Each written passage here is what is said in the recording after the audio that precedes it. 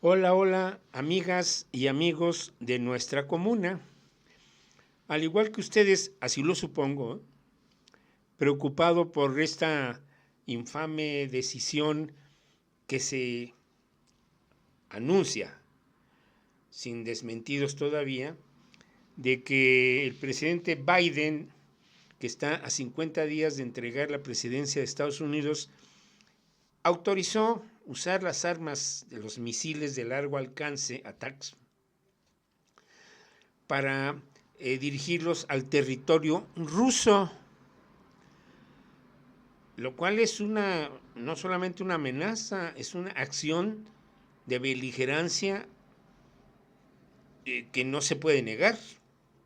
Aquí hay un acto ya no solamente de amenaza, de disuasión o de persuasión, es el aviso de que conmigo, con mis armas, puedes atacar aquel país.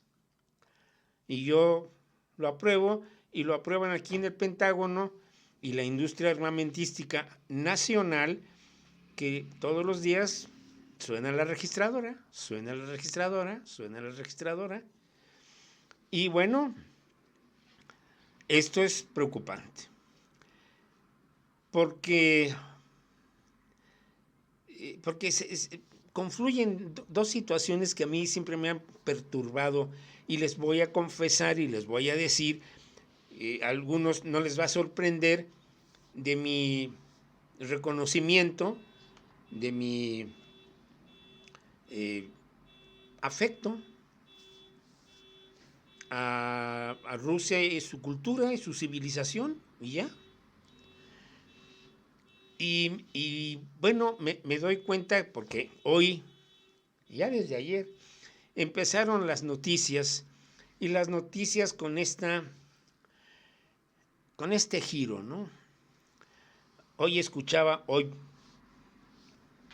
Ayer martes, en una emisión de esta señora Azucena, que entrevistaba a un profesor experto en temas de geopolítica, del CIDE. No menciono su nombre porque no merece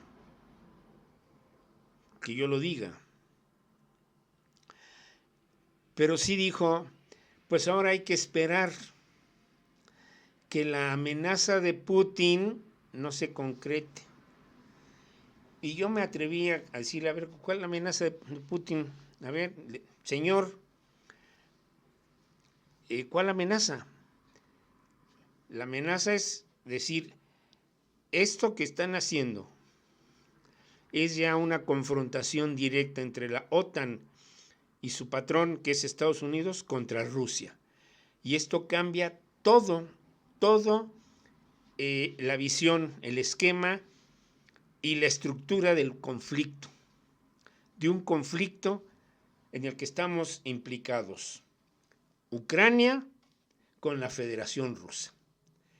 Y entonces yo en esas palabras no oigo ninguna amenaza, salvo que en el decreto de uso de armas nucleares, que está planteado desde los tiempos de la Unión Soviética, cuando termina la Segunda Guerra Mundial y aparecen las dos potencias nucleares, se habla de estas armas son para casos extraordinarios, ahí tenemos las armas convencionales para seguirnos matando. Pero el asunto está en que el comentario de este señor es, la culpa la tienen los rusos. La culpa siempre la tienen los rusos. Y yo les voy a hacer esta pregunta, y si me la quieren contestar, pues qué bueno. Y si no, pues también. Pero bueno, espero que... ¿Ustedes se acuerdan de cuando Rusia nos invadió y nos quitó la mitad de México? En el siglo XIX, ¿se acuerdan? Y se acuerdan que allá por los años 50 del siglo XX, los rusos llegaron y derrocaron al gobierno de Jacobo Arbenz en Guatemala, y años después impusieron tanto en Colombia como en Venezuela, algunos títeres, no se diga en Nicaragua, para defender sus intereses. ¿Se acuerdan ustedes, no? De los rusos ahí. Y los rusos como hicieron un montón de cosas para derrocar a Salvador Allende. Más que los rusos siempre están metidos en todos lados, están haciendo bronca, ¿no? Me lean acá y cómo empezaron los rusos a decir, vamos a comercializar la música, vamos a comercializar el cine y vamos a crear toda una gran campaña propagandística para decir que nosotros, los rusos, somos el sheriff del mundo y tenemos derecho a imponer nuestros designios. ¿Se acuerdan de eso? ¿Y se acuerdan cuando... Caramba, esa es una cosa que hasta yo me acuerdo. Cuando a mediados del siglo XX, los rusos dijeron, ¿saben qué? Vamos a invadir Alemania, vamos a invadir Francia, vamos a invadir, a bombardear a Inglaterra y vamos a tratar de tomar a Italia y vamos a irnos contra el canal de Suez. ¿Se acuerdan de todo eso? No, porque eso nunca ocurrió. Quienes han hecho eso son las potencias europeas encabezadas por you know who. Entonces sí me molesta mucho que ahora se está volviendo a decir es que si hay una guerra nuclear y nos va a llevar la fregada a todos, es por culpa de los rusos. Y yo me pregunto, así como un día les pregunté a ustedes, mis amigas y mis amigos de nuestra comuna, ¿por qué creen que la derecha le tiene tanto odio a Andrés Manuel López Obrador? Y les dije, por envidia, porque no son capaces de tener los tamaños tanto intelectuales, culturales, de conocimiento y de visión política que tiene López Obrador, y porque carecen del carisma y sobre todo de la historia de honestidad que tienen. Y lo mismo entonces ahora yo lo uso esta misma expresión. ¿Por qué será que cae tan mal Rusia? Y todo tiene que ver con Pedro el Grande y uno de los Luises en Francia, en el siglo XVII, inicios del XVIII. ¿Por qué?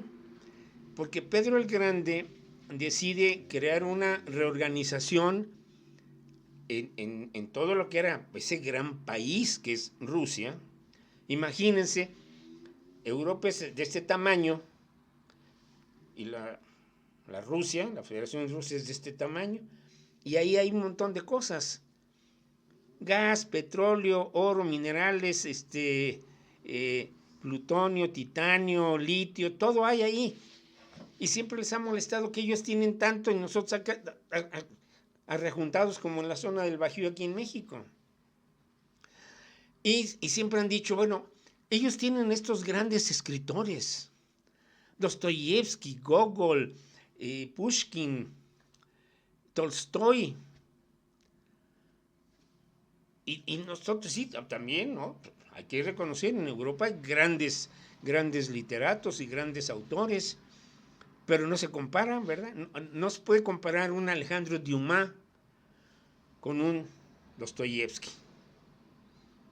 No se puede, porque son distintos niveles de literatura, porque son distintas visiones de cultura heredada. Pero bueno, eso ya es un tema para especialistas y yo pues nada más voy a comentar esto porque sí me calentó pensar que ahora la campaña de los medios va a decir hay que detener a los rusos, que ahí vienen ya los rusos. Siempre ha sido así. Y entonces en la portada de hoy, a ver si la vieron y si no, deténganla y regrésense para que la vean. Dice, ¿por qué todo inició en el 2022 si en realidad todo inició en el 2014? Me refiero al conflicto de Ucrania. En el 2014, después de que se incumplen los acuerdos de Minsk, cuando la Unión Soviética se colapsa, en donde se había acordado con la OTAN que ya no iba a avanzar ninguna pulgada más hacia las fronteras de lo que en ese momento pues es todavía la Unión Soviética y se empieza a desmembrar. Y se firman los famosos acuerdos de Minsk, que no se cumplieron. Y entonces, ¿qué pasó? Que en el 2014 hay un plebiscito, porque la Rusia ya con Putin, con Medvedev, están organizándose que, bueno, ¿cómo va a quedar la Federación Rusa? Y Ucrania, que ha estado siempre en el conflicto, porque Ucrania, si ustedes no lo saben o no se acuerdan, Ucrania estuvo a favor de los nazis cuando la invasión de los alemanes en julio del 41 o 42, no, 41, contra la Unión Soviética. Los ucranianos recibían a los rusos con flores y con rezos y con persinadas. Entonces, ha habido ese conflicto. Y ese conflicto data desde la Primera Guerra Mundial y después con Khrushchev. Decir, bueno, a Ucrania es como decir aquí Yucatán, que somos mexicanos, pero que dicen los de Yucatán, nosotros queríamos estar aparte. Y siempre sí, como dicen, se sienten la gran cosa los de Yucatán, es una broma, pero dicen, bueno, ¿y qué va a pasar si se acaba el mundo? No, pues yo me voy para Mérida. Pues sí, así es, yo me voy para Mérida. Y entonces eso pasaba. Pero entonces en el 2014, un gran conglomerado de rusos, cuando se da el golpe de Estado patrocinado y con la presencia de una señora Nuland, una gordita, que llega ahí a desestabilizar el gobierno para cambiarlo y poner a alguien que estuviera a favor de Europa y le diera la espalda a la Federación Rusa. Ahí es cuando va a aparecer este señor que se llama Zelensky. Por ahí va a aparecer, en ese movimiento. Y hay una tropelía terrible y una matanza en el famoso May Day del 2014. Pero los rusos dicen, no queremos estar de este lado donde van a empezar a glorificar a los nazis. Nos queremos ir para acá. Y entonces lo que se llama la región de Donbass, que es el territorio que está en conflicto junto con Crimea, el territorio que está en conflicto allá, donde está Lugansk y Donetsk. Son rusos y dicen, nosotros queremos estar del lado de Rusia. Y solicitan una separación territorial que les permita a ellos mantener, primero que nada, y lo más importante, su lengua, el ruso, y su cultura y su historia y su identidad con Rusia. Y los de Ucrania dicen, no, aquí tienen que respetar. Y empezó el ataque en el 2014, empezó una especie de ataque, de hostigamiento con armamento y todo contra estas regiones.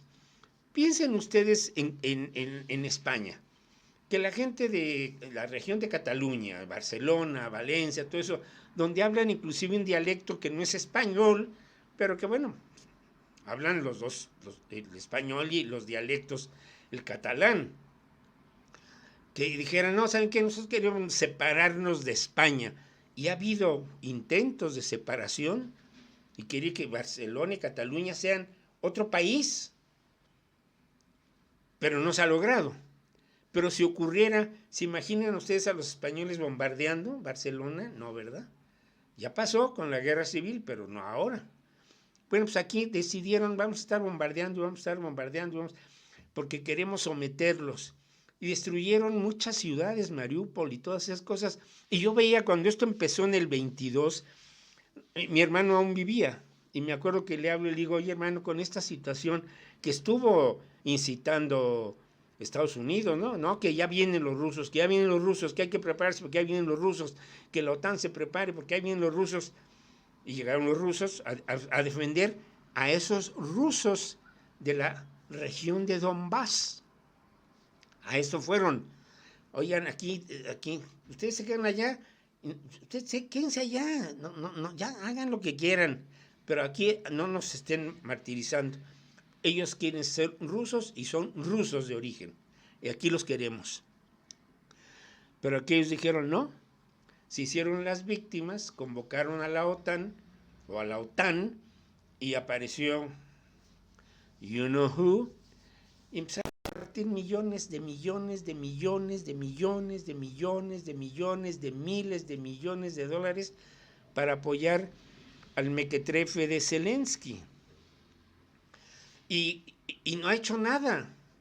Está perdiendo en todos lados. Todo lo que intenta le sale mal. Está convocando a su juventud a una guerra inútil, a una guerra de sacrificio humano. Pero entonces, no lo entiendo, la verdad es que no lo entiendo, que Biden haya dicho, bueno, yo ya me voy, ¿no?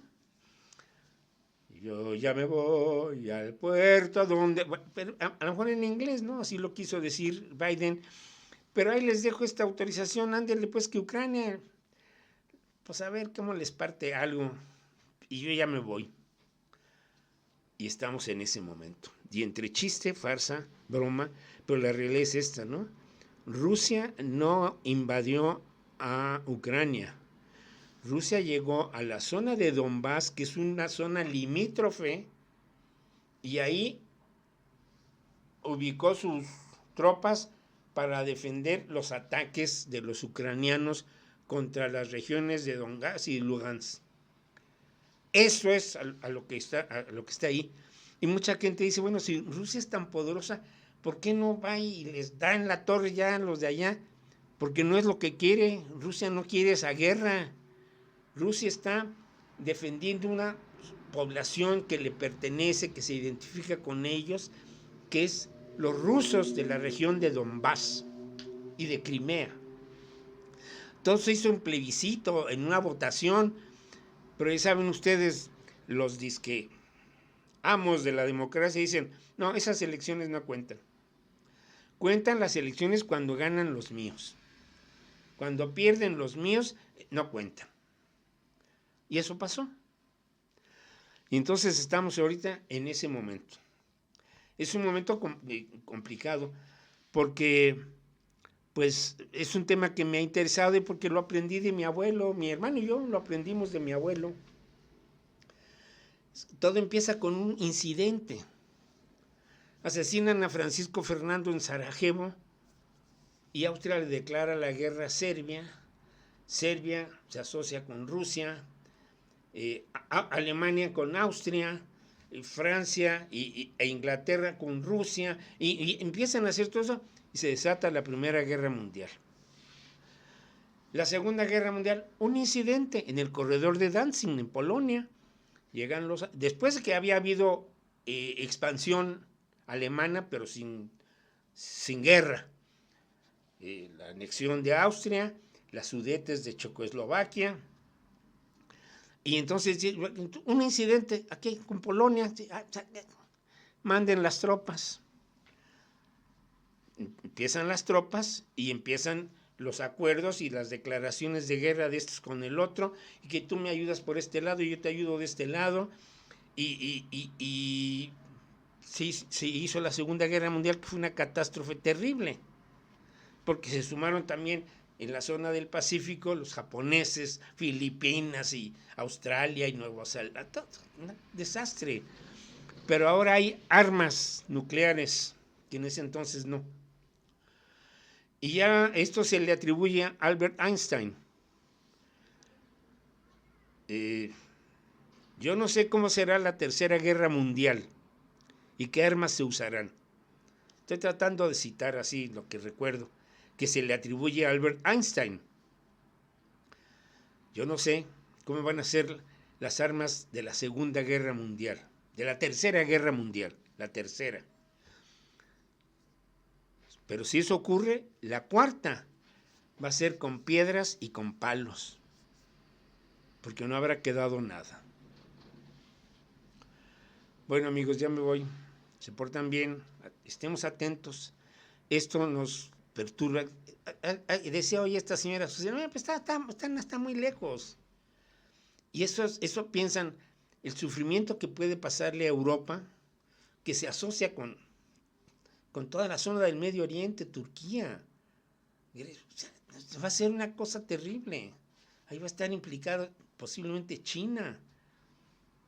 Y Japón del otro lado. No, yo ya no quiero ni pensar en eso. Yo ya estoy más para allá que para acá, pero no quiero que eso pase. ¿Por qué? Porque por ahí hay generaciones que vienen que tienen la esperanza de vivir en paz. Ya me voy. Gracias por sus likes, por compartir, por sus aportaciones a mi causa. Se cuidan mucho. Nos vemos el viernes para hablar de películas y a ver qué pasa con estos asuntos. Cuídense mucho. Se portan bien.